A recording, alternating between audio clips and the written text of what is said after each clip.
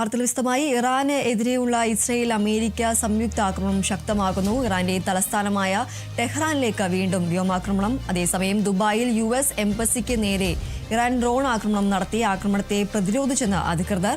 ഇറാഖിൽ ഇറാൻ അനുകൂല ഗ്രൂപ്പുകൾക്ക് നേരെയും ആക്രമണം ഉണ്ടായതായും റിപ്പോർട്ടുകളുണ്ട്. ഈ ഒരു പശ്ചിമേഷ്യയിലടക്കം ഈ ഒരു സംഘർഷ സാഹചര്യം നിലനിൽക്കുന്ന ഒരു സാഹചര്യമാണുള്ളത്. ദുബായിലെ അമേരിക്കയുടെ US-ന്റെ എംബസിക്ക് നേരെയാണ് ഇറാന്റെ ഡ്രോൺ ആക്രമണം ഉണ്ടായിരിക്കുന്നത്. ഏതായാലും ഈ ഒരു ആക്രമണത്തിൽ ആർക്കും പരിക്കുകളില്ല എന്നതാണ് ദുബായ് അധികൃതർ അറിയിക്കുന്നത്. ഏതായാലും പശ്ചിമേഷ്യ ശാന്തമാകുന്നു, അല്ലെങ്കിൽ ഗൾഫ് രാജ്യങ്ങളിലേക്കുള്ള ആക്രമണം ശാന്തമാകുന്നു എന്നൊരു വിവരങ്ങൾ ലഭിക്കുന്ന ഇന്നലെ അടക്കം ശാന്തമായ ഒരു സാഹചര്യമായിരുന്നു. എന്നാൽ വീണ്ടും രാത്രിയോടുകൂടി തന്നെ ഈ ഒരു ആക്രമണം ഉണ്ടാകുന്ന ഒരു സാഹചര്യമാണുള്ളത്. ദുബായിൽ US എംബസിക്ക് നേരെയാണ് ഇറാന്റെ ഡ്രോൺ ആക്രമണം ഉണ്ടായിരിക്കുന്നത്. ഈ ഒരു ആക്രമണത്തിൽ ആർക്കും പരിക്കുകളില്ല എന്നതാണ് ഏറെ ആശ്വാസകരമായ ഒരു വിവരം എന്ന് പറയുന്നത്. അതുപോലെ തന്നെ ഇറാഖിൽ ഇറാൻ അനുകൂല ഗ്രൂപ്പുകൾക്ക് നേരെയും ആക്രമണം ഉണ്ടായതായി റിപ്പോർട്ടുകൾ പുറത്തു വരുന്നുണ്ട്. ഈ ഒരു ഇറാനെതിരെയുള്ള ഇസ്രായേലിന്റെയും അമേരിക്കയുടെയും സംയുക്ത ആക്രമണം ഇപ്പോൾ ശക്തമായി തന്നെ തുടരുന്ന ഒരു സാഹചര്യമാണുള്ളത്. വിവരങ്ങളുമായി രാജേഷ് ശ്രീനിവാസൻ ചേരുന്നു. രാജേഷ്, ഈ ഒരു ആക്രമണം അല്ലെങ്കിൽ ഇറാന് നേരെയുള്ള ഇസ്രായേലിന്റെയും അമേരിക്കയുടെയും ഈ ഒരു ആക്രമണം ഒരു ശാന്തമാകുന്നു എന്നൊരു സൂചന നമുക്കുണ്ടായിരുന്നു. എന്നാൽ വീണ്ടും ഈ ഒരു ആക്രമണം ശക്തമാകുന്ന ഒരു സാഹചര്യമാണുള്ളത്. ഇന്നലെയാണ് ദുബായിൽ ഇത്തരത്തിൽ US-ന്റെ എംബസിക്ക് നേരെ ഒരു ആക്രമണം ഉണ്ടായത്, ഡ്രോൺ ആക്രമണമാണ് ഉണ്ടായത്. കൂടുതൽ വിവരങ്ങൾ എന്തൊക്കെയാണ്? ദീപ്തി, ഇസ്രയേലും അമേരിക്കയും ചേർന്ന് ഇറാനിൽ നടത്തിയ സംയുക്ത ആക്രമണത്തിന് പിന്നാലെ ഈ ഇറാന്റെ പ്രത്യാക്രമണം അല്ലെങ്കിൽ ഈ GCC രാജ്യങ്ങളിലെ US സൈനിക താവളങ്ങൾ ലക്ഷ്യം വെച്ചിട്ടുള്ള ഇറാന്റെ ആക്രമണം അത് 5ാം ദിവസത്തിലും തുടരുകയാണ് എന്ന ഒരു കാര്യമാണ് നിലവിൽ ഇപ്പോൾ പുറത്തു വരുന്നത്. ദുബായിലെ US എംബസിക്ക് നേരെ ഉണ്ടായ ആ ഡ്രോൺ ആക്രമണത്തിൽ എംബസിയിൽ ഒരു തീപിടുത്തം നിലവിൽ ഇപ്പോൾ റിപ്പോർട്ട് ചെയ്തിട്ടുണ്ട്. അതിൽ ആളപായമില്ല എന്നാണ് ഈ ദുബായ് ഭരണാധികാരികൾ നൽകുന്ന അല്ലെങ്കിൽ അധികൃതർ നൽകുന്ന പ്രധാനപ്പെട്ട ഒരു വിശദീകരണം. സ്ഥലത്ത് തീപിടുത്തം ഉണ്ടായെങ്കിലും നിമിഷ നേരം കൊണ്ട്, ഈ വിവരം അറിഞ്ഞതിന് ശേഷം നിമിഷ നേരം കൊണ്ട് ഇത് തീ അണക്കാൻ സാധിച്ചു എന്നതാണ് ഇപ്പോൾ അധികൃതർ നൽകുന്ന ഒരു വിശദീകരണം.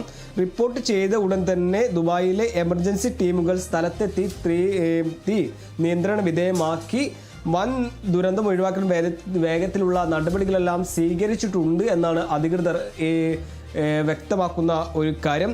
സംഭവ സ്ഥലത്ത് ഉണ്ടായിരിക്കെ ഉദ്യോഗസ്ഥർക്ക് ആർക്കും പരിക്കേറ്റിട്ടില്ല. അത് തന്നെയാണ് ഇതിൽ പ്രധാനപ്പെട്ട ഒരു കാര്യം.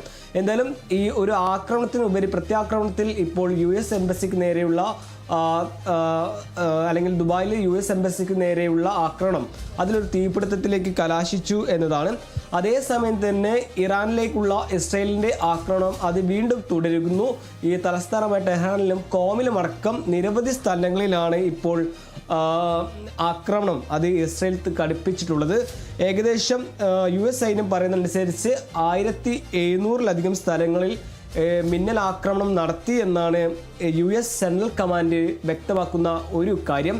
അതുപോലെ തന്നെ പ്രധാനപ്പെട്ട ഇറാഖിലെ ഇറാൻ അനുകൂല ഗ്രൂപ്പുകൾക്ക് നേരെയും നിലവിൽ ഇപ്പോൾ പടിഞ്ഞാറ് ഇറാഖിലെ അൽ ഗമേനി ഇറാൻ അനുകൂല ഗ്രൂപ്പുകൾക്ക് നേരെയും ഇപ്പോൾ ആക്രമണം ഉണ്ടായിട്ടുണ്ടായിരുന്നു. ലെബനിലടക്കം ലെബനിലെ വിവിധ ഇടങ്ങളിൽ ഹിസ്ബുള്ള കേന്ദ്രങ്ങൾക്ക് നേരെയും അല്ലെങ്കിൽ ഹിസ്ബുള്ള പരിശീലന കേന്ദ്രങ്ങൾക്ക് നേരെയും ഒരു ആക്രമണം ഉണ്ടായി എന്നൊരു വിവരം കൂടി ഈ മണിക്കൂറിൽ പുറത്തു വരുന്നു. എന്തായാലും ഈ പ്രത്യാക്രമണം 5ാം ദിവസത്തേക്ക് കടക്കുമ്പോൾ അല്ലെങ്കിൽ GCC രാജ്യങ്ങളിലെ US സൈനിക കേന്ദ്രങ്ങളെ ലക്ഷ്യം വെച്ചിട്ടുള്ള ആക്രമണം അത് 5ാം ദിവസത്തേക്കിലേക്ക് കടക്കുന്നു എന്നതാണ്. UAE-ലടക്കമുള്ള വിവിധ ഇടങ്ങളിൽ കഴിഞ്ഞ ദിവസങ്ങളെല്ലാം വീണ്ടും ഒരു ആക്രമണം ഉണ്ടായിരുന്നു. ഇതിൽ ആർക്കും പരിക്കേറ്റിട്ടില്ല എന്നാണ് ഇതിൽ ഏറ്റവും ആശ്വാസമുള്ള ഒരു കാര്യം. അതിനിടെ അമേരിക്കയും ഇസ്രയേലിനുമെതിരെ ഒരു നീണ്ട യുദ്ധത്തിന് തയ്യാറാകുന്നു ഇറാൻ എന്നൊരു വാർത്ത കൂടി നിലവിൽ ഇപ്പോൾ പുറത്തു വരുന്നു. ആധുനിക ആയുധങ്ങളൊന്നും തങ്ങൾ ഉപയോഗിച്ചിട്ടില്ല, ഇനി പ്രതിരോധ ശേഷിയുള്ള അല്ലെങ്കിൽ കൂടുതൽ മാരകശേഷിയുള്ള ആയുധങ്ങളാണ് തങ്ങൾ ഇനി ഉപയോഗിക്കാൻ പോകുന്നത് എന്നായിരുന്നു കഴിഞ്ഞ ദിവസം ഇറാന്റെ പ്രതിരോധ മന്ത്രി അറിയിച്ചത്. ഈ സാഹചര്യത്തിലാണ് അമേരിക്കയ്ക്കും ഇസ്രയേലിനുമെതിരെ തങ്ങളൊരു നീണ്ട യുദ്ധത്തിലേക്ക് കടക്കുന്നു എന്നൊരു വിവരം ഇറാന്റെ പ്രതിരോധ മന്ത്രി അറിയിച്ചിട്ടുള്ളത്. എന്തായാലും ഇറാനിലേക്കുള്ള ഇസ്രയേലിൻ്റെ ആക്രമണം അത് തുടരുകയാണ്. തലസ്ഥാന നഗരങ്ങളിലടക്കം കോമിലുമടക്കം പ്രധാനപ്പെട്ട പൈതൃക നഗരങ്ങളിലടക്കമുള്ള ഇസ്രയേലിൻ്റെ വ്യോമാക്രമണം അത് തുടരുകയാണ്. ഒരു പക്ഷത്ത് അത് തുടരുമ്പോൾ മറുപക്ഷത്ത് GCC രാജ്യങ്ങളിലെ US സൈനിക താവളങ്ങളിൽ ലക്ഷ്യം വെച്ചിട്ടുള്ള ആക്രമണം അത് കടുപ്പിക്കുകയാണ്. ഇപ്പോൾ ഈ മണിക്കൂറിൽ വരുന്ന പ്രധാനപ്പെട്ട ഒരു വാർത്ത ഈ ദുബായിലെ പ്രധാനപ്പെട്ട US എംബസിക്ക് നേരെയാണ് ആക്രമണം ഉണ്ടായിട്ടുള്ളത്. നിമിഷം നേരം കൊണ്ട് റെസ്ക്യൂ ടീം ഇതിൽ തീ നിയന്ത്രണം വിധേയമാക്കി എന്ന കാര്യം കൂടി, അതുപോലെ തന്നെ ഇതിൽ ആളപായം റിപ്പോർട്ട് ചെയ്തിട്ടില്ല എന്ന കാര്യം കൂടി നിലവിൽ ഇപ്പോൾ പുറത്തു വരികയാണ് ദീപ്തി.